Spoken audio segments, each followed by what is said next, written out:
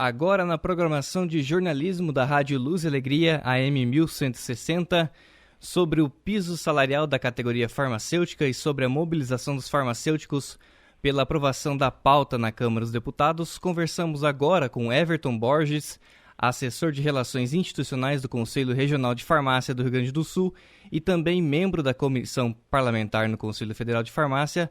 Everton, uma satisfação poder falar contigo. Seja bem-vindo à programação da Rádio Luz e Alegria. Boa tarde aos ouvintes da Rádio Luz e Alegria. Boa tarde especial aos colegas farmacêuticos das farmácias privadas, farmácias do SUS, laboratórios de análises clínicas, enfim, todas as atividades farmacêuticas dos mais de 17 mil farmacêuticos no Rio Grande do Sul e dos 265 mil farmacêuticos no Brasil. Boa tarde. Boa tarde, seja bem-vindo, Everton. Para começar a nossa conversa, nessa semana houve manifestação, e divulgação também em redes sociais do Conselho Regional de Farmácia. E para tratar em relação ao ouvinte também ficar ciente, em que ponto se encontra a tramitação da aprovação do projeto de lei 1559 de 2021, que estabelece o piso salarial para o farmacêutico na Câmara, Everton? Isso, atualmente nós estamos num momento eleitoral em que a Câmara dos Deputados e o Senado está em regime lento de atividades, com algumas semanas de esforço concentrado, mas esse PL, o 1559 de 21, que trata desse piso nacional dos farmacêuticos, ele segue a tramitação em várias comissões da Câmara dos Deputados nesse momento. Ele já foi aprovado na CSSF, a Comissão de Seguridade Social e Família, onde um substitutivo foi aprovado, e atualmente ele se encontra na CETASP, na Comissão de Trabalho, Administração e Serviço Público, aguardando o relatório e o parecer do deputado Leônidas Cristine nessa comissão. E ainda ele deve tramitar na Comissão de Finanças e Tributação, na CFT, e finalmente na CCJC, na Comissão de Justiça e Cidadania, Constituição de Justiça e Cidadania da Câmara dos Deputados, para que depois ainda vá ao Senado. Esse é o caminho que ele deve percorrer ainda na Câmara e posteriormente no Senado Federal. Justamente. Ainda sobre o piso, em relação ao texto que tramita na Câmara, em várias comissões, o valor do piso, ele deve ser corrigido pela inflação acumulada segundo o INPC, certo?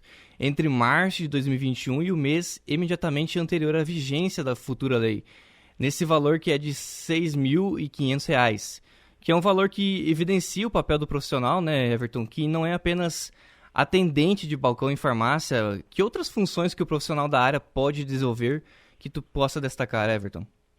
Exato, Nós tivemos agora na pandemia uma grande visibilidade e um entendimento melhor da sociedade, da população, relacionado ao papel e ao grande impacto dos farmacêuticos na saúde como um todo, E principalmente na pandemia, porque as farmácias antes da pandemia e durante a pandemia nunca fecharam e os farmacêuticos estão lá disponíveis, tempo integral de funcionamento, profissionais da saúde de nível superior, com toda a competência para recepcionar essas demandas de saúde que surgem, E a pandemia isso ficou muito evidente, porque nos primeiros sinais e sintomas relacionados à gripe e que são muito similares da Covid, por exemplo, febre, dor de garganta, tosse, o primeiro local que muitas pessoas procuram são as farmácias.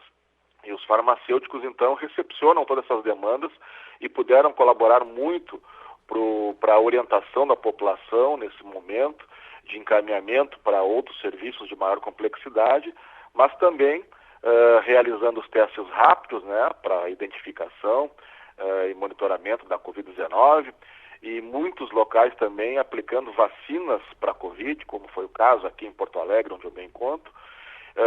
Então nós temos um papel muito relevante enquanto farmacêuticos atendendo diretamente nas farmácias, mas não só nas farmácias, Não só nas farmácias privadas aí que nós encontramos, mas nós temos as farmácias do SUS, as farmácias das unidades de saúde, que também tem uma grande relevância aí para o atendimento da população, e também diversas outras atividades como os laboratórios de análises clínicas, que são os responsáveis, de fato, pelo diagnóstico laboratorial de diversas patologias, como ocorreu também com a Covid, Ou seja, nós temos hoje uma gama enorme de atividades farmacêuticas, são mais de 135 atividades regulamentadas pelo Conselho Federal de Farmácia, mas a grande maioria dos farmacêuticos atuam, de fato, nas farmácias privadas, né, nas chamadas drogarias ainda, né? Então, esse é o maior impacto que nós temos aí de vagas de emprego e cada vez mais contratando farmacêuticos.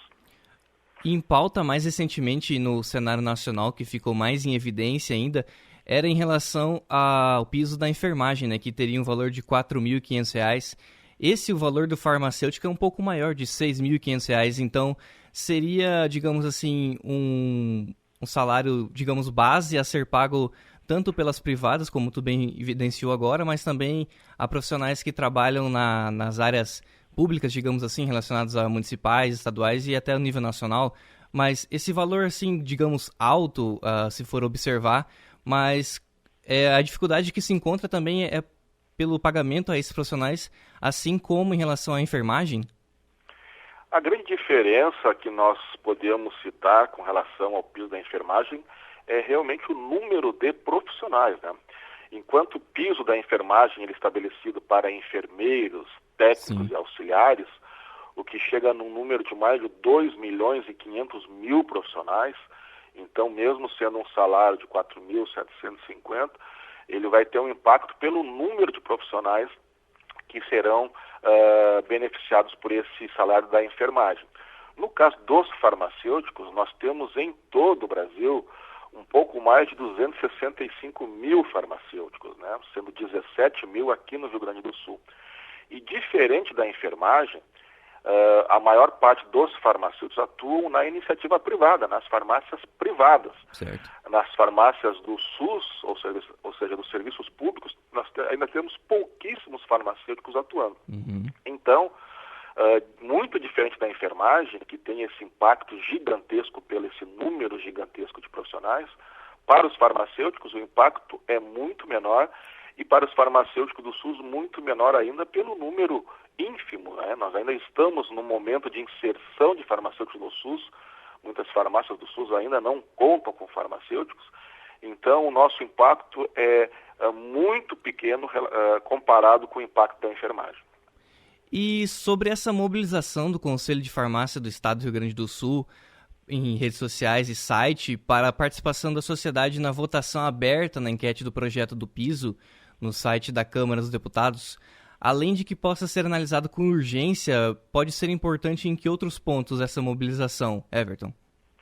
Principalmente para a população nos apoiar com relação a isso, né? Nós que estamos frequentemente dentro do Congresso Nacional, eu particularmente como membro da Comissão Parlamentar do Conselho Federal de Farmácia, estou frequentemente no Congresso atuando junto aos nossos deputados, né? Então conseguindo o apoio dos deputados, e a grande maioria dos deputados reconhece realmente o valor e a importância de termos um piso mínimo para os farmacêuticos, né?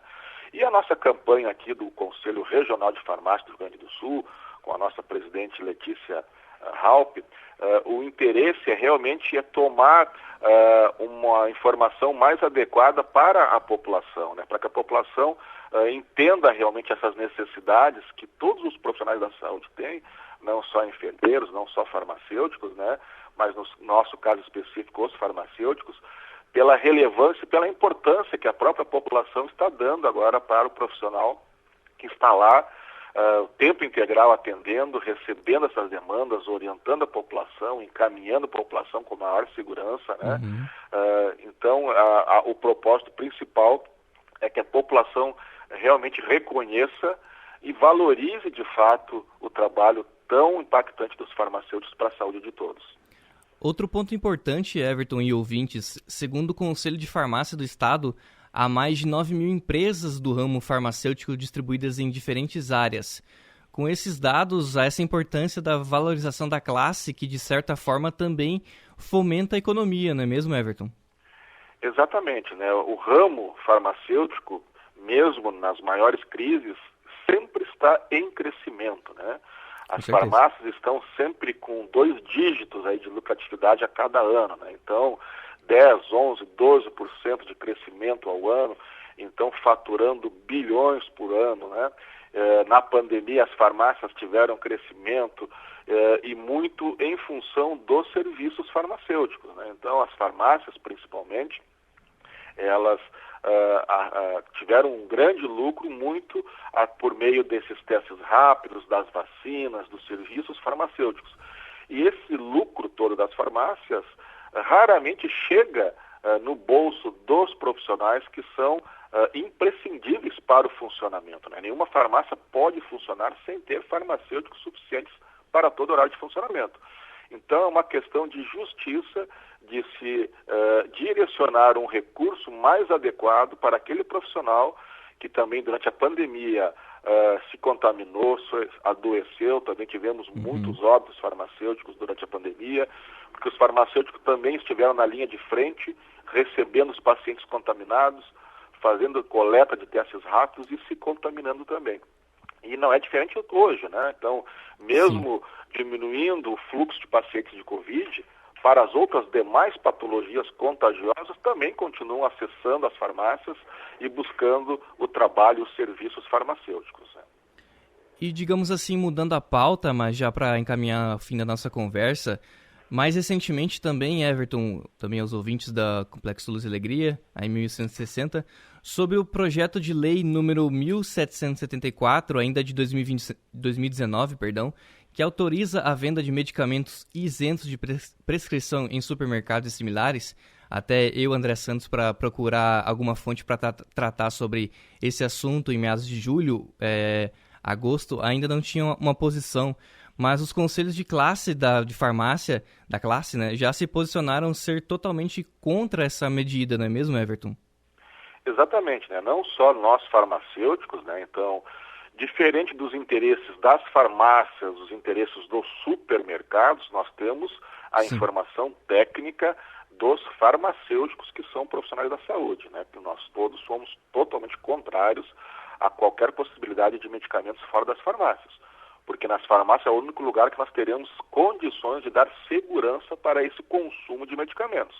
Já que existem danos, né? Nós temos benefícios, e todo mundo procura os benefícios dos medicamentos, mas todos os medicamentos também podem causar algum dano, né? Sim. E não é à toa que no Brasil nós gastamos por volta de 60 bilhões ao ano com tratamentos desses danos causados por medicamentos. Então, todos os medicamentos, mesmo esses que não dependem de prescrição médica, eles acarretam algum risco se não tivermos as informações adequadas que lá na farmácia são colocadas pelos farmacêuticos.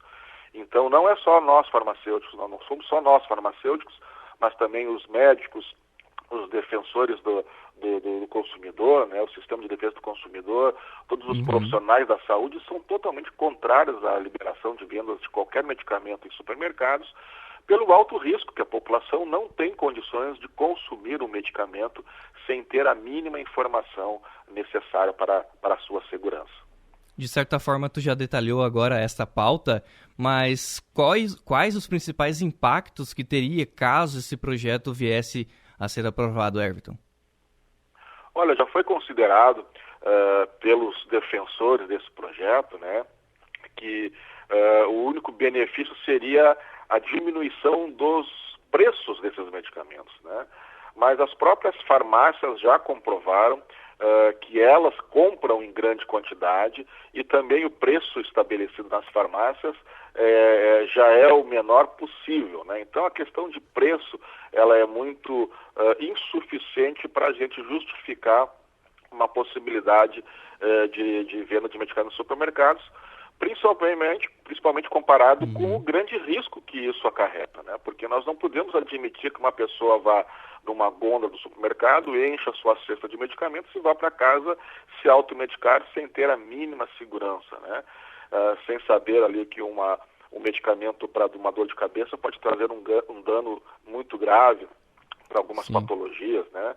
Que um ácido acetilsalicílico pode ter um impacto brutal para quem já toma um anticoagulante, por exemplo, né? Pode trazer danos irreversíveis, né?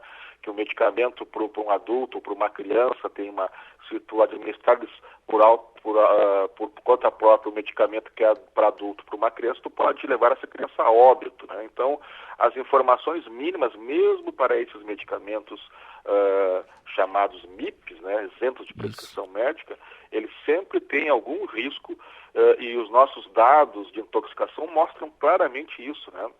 Temos enormes intoxicações no Brasil por conta de medicamentos e esses medicamentos aí definidos nesse projeto também fazem parte fortemente dessa lista de medicamentos que mais intoxicam no Brasil. Agradecemos a disponibilidade, Everton. Algo a mais que você tenha a pontuar em relação a essas pautas, em relação à área da farmácia? Fica o agradecimento mais uma vez. Eu só quero lembrar a população que os farmacêuticos estão sempre disponíveis. As farmácias nunca fecham, nunca fecharam durante a pandemia. Muitas delas funcionam 24 horas e estão sempre lá disponíveis os farmacêuticos para atender a população. E nós precisamos hoje que a população entenda que os farmacêuticos estão focados não só nos medicamentos, mas nos serviços farmacêuticos. Então a população deve buscar os farmacêuticos também para educação em saúde, para rastreamento em saúde, para revisão da farmacoterapia, né, dos medicamentos que já fazem uso, para que a gente monitore o que estão utilizando, porque um grande problema que nós encontramos hoje é a não adesão, né? O paciente não adere, ele não cumpre com o tratamento prescrito. Então hoje nós temos, por exemplo, 7% da população diabética no país, né? Então são milhões de diabéticos e a metade não cumpre com o tratamento adequado. 60% dos hipertensos não cumprem com o tratamento prescrito. E os farmacêuticos estão ali dispostos a poder contribuir para que esses pacientes que têm esse altíssimo custo na compra dos medicamentos façam com que esses medicamentos sejam efetivos. E não é diferente na farmácia do SUS também, né? Não basta colocar o medicamento na mão do paciente. Esse medicamento tem que cumprir o seu propósito, que é curar ou controlar as doenças. É isso, muito obrigado então pelo espaço. Conversamos com Everton Borges, assessor de Relações Institucionais do Conselho Regional de Farmácia do Rio Grande do Sul e membro da Comissão Parlamentar no Conselho Federal de Farmácia, sobre o piso salarial e demais pautas relacionadas à categoria farmacêutica. André Santos na programação da Rádio Luz e Alegria, da Rádio